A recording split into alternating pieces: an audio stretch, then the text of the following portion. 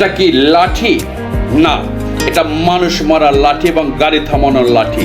ঢাকা শহরে অনেক জায়গায় সায়েদাবাদ, দোলাইপাড়, বুড়িগঙ্গা সেতুর আশেপাশে দূরপাল্লার গাড়িতে উঠতে গেলে প্রতিদিন মানুষের কাছ থেকে 50-100 টাকা বেশি নিয়ে তারপর গাড়িতে উঠতে হয়। আমি কিছুদিন পূর্বে হবিগঞ্জ নওয়াপাড়া গিয়েছিলাম সিলেট রোডে। আমি মনে করেছিলাম এই সমস্যা শুধু ঢাকাতে, ঢাকা অন্যান্য জেলায়, অন্যান্য বিভাগে প্রতি জায়গায় একই সমস্যা। দূরপাল্লাতে গাড়িতে উঠতে গেলেই একদল লোক সিলেট স্ট্যান্ডের দায়িত্ব নামে দাঁড়িয়ে থাকে। বাসে উঠতে গেলে 50-100 টাকা বেশি দিতে হয়, না দিলে গাড়িতে ওঠার কোনো নিয়ম নাই। আগে টাকা, তারপর গাড়ির দরজা খুলে দেয়। আমার প্রশ্ন হলো, রাস্তা কি চাঁদাবাজদের নাকি জনগণের?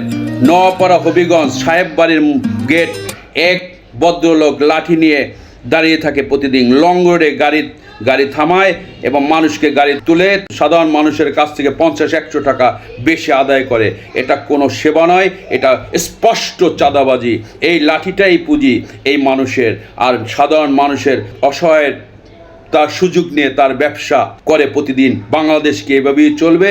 সাধারণ মানুষের যাত্রীর কাছ থেকে প্রতিদিন হাজার হাজার টাকা নেওয়া হচ্ছে, অথচ এটা কোনো সরকারি কোনো নিয়ম নাই, কোনো আইনও নয়। এই ক্ষেত্রে বাংলাদেশ এগিয়ে যাবে তখনই যখন রাস্তা হবে সাধারণ মানুষের জন্য, চাঁদাবাজদের জন্য নয়। সর্বোপরি একটা কথা বলবো, বাড়া দেই বাসকে, চাঁদা কেন দেব রাস্তার দালালকে?